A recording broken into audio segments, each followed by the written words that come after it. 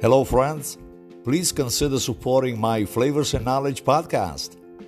Donated proceeds are applied to absorb the cost of cooking classes and health education for children.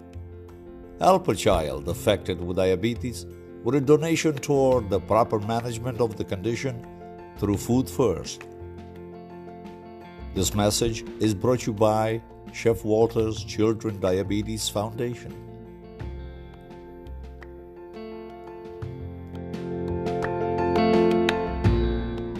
Flavors and Knowledge is a bilingual podcast focusing on gastronomic education in relation to a healthy lifestyle through Food First. Our philosophy carries a moral obligation of sharing sensible knowledge to generate social awareness. Podcasts are in English with an accent and Italian.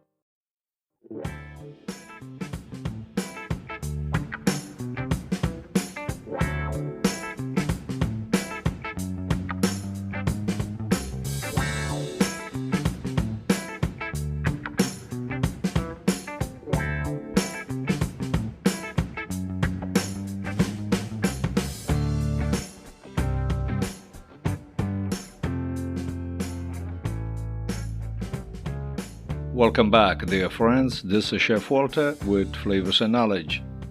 The topic today is about 10 kitchen tips, number 1. And in the future, I will give you also additional, and we're going to number them. And we start with the first 10, which I think are very important as a refresher, especially if you're into cooking. Number 1, when you set up your workspace area, keep in mind sanitized cutting boards and clean tools, bowls, and utensils. And make sure to keep a trash can within arm's reach for safety purposes. Never trust anyone in the kitchen but yourself. Number 2, to make an egg wash, whisk together a large egg with 1 tablespoon of water or milk until smooth. Use as a glue to seal pastries and then brush on top of any other foods for a glossy appearance. An egg wash also used for a breading process, which is a normality if you were to bread something with a typical flour, egg wash, and breading. If you need to peel a tomato or a peach, cut an X in the top and then simmer in a pot of hot water for 15 to 30 seconds. Cool down, and the skin will fall right off. Surfaces are full of nutrients, but not easily digested, as you know. Remove the seeds from the tomatoes, and you can boil them and make tomato water, and of course drink it if you feel like it. Wear comfortable shoes, clothes, and an apron when you work in the kitchen, and you won't have to worry about getting dirty. Good shoes are fundamental. Helps relieve back pain and tiredness, and of course possible slip and fall.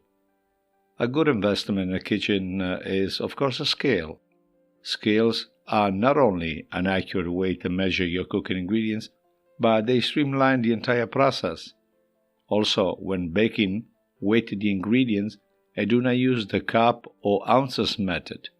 Very often, this practice reveals inaccurate. Always read and reread your recipes before you start cooking, but keep in mind the source.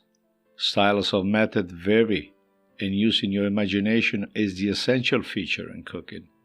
When reading a recipe, try to memorize the steps.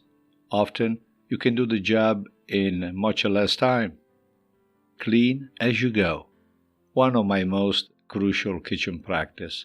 You are not a good cook if you are sloppy and disorganized, using all the kitchen footage to make a soup. Chefs do not have all that real estate to work with, and compact cooking is a sign of a creative cook. Use 2 skewers instead of 1 when grilling or roasting to prevent your food from spinning around the grill. Learn and practice the rule of a fist to check the readiness for meats, specifically steaks. A hard, strong fist means the meat is well done. A relaxed fist gives you a rare meat option. Testing possible at the top portion of the palm is also always required. To prevent the butter from overbrowning in your pan, add a little bit of olive oil. If you need color for the food that you're cooking, keep straight butter. Especially in risotto, blending the two fats prevents onion or other vegetables from changing color. And that is all for today for this portion of News You Can Eat, an additional segment to our extended Flavors and Knowledge.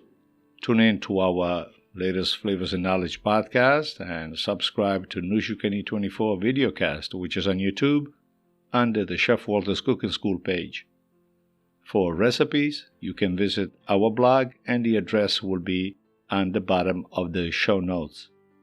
And so if you can put some of these suggestions that I've given you, and you're in the kitchen, standing with good shoes, with an apron, not making too much of a mess, always keep your eyes on the fire. And thanks for listening. We'll reconnect next time. Ciao, ciao.